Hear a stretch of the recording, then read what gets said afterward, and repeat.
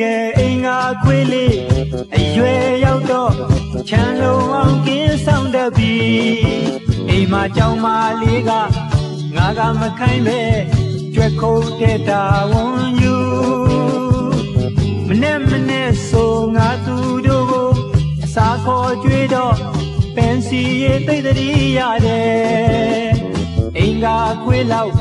ကြောင်မလေးလောက်မင်းတီးတရင်ကောင်းမယ်မနဲ့ဆိုခိုးပြူကလေးတွေ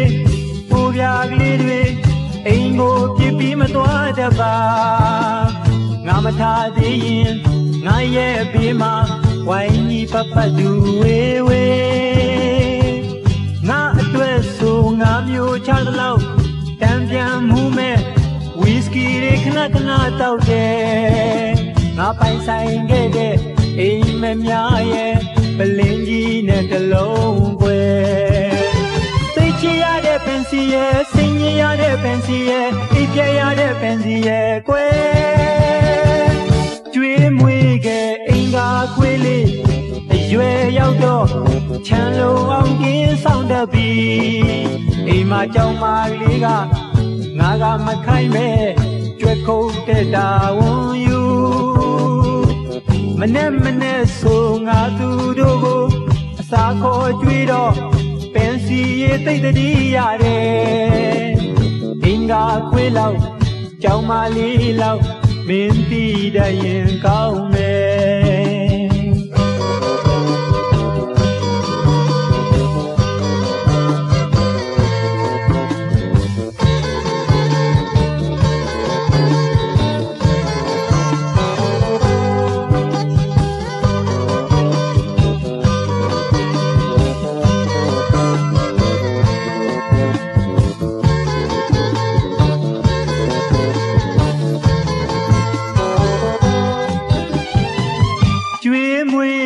အိမ်ကခွေးလေး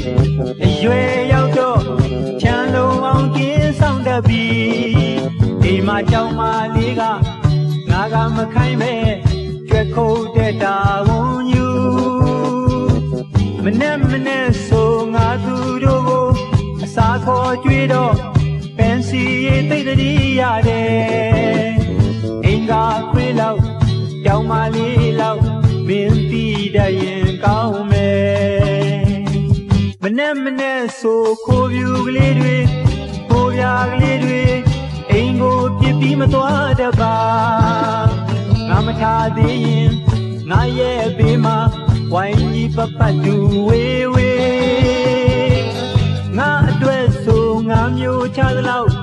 တံပြန်မှုမဲ့ဝီစကီတွေခဏ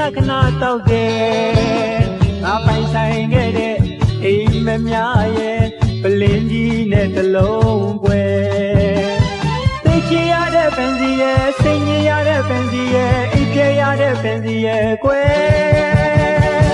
ကျွေးမွေးခဲ့အိမ်ကခွေးလေးအရွယ်ရောက်တော့ချမ်းလုံးအောင်ကင်းဆောင်တတ်ပြီအိမ်မှာကြောင်မလေးက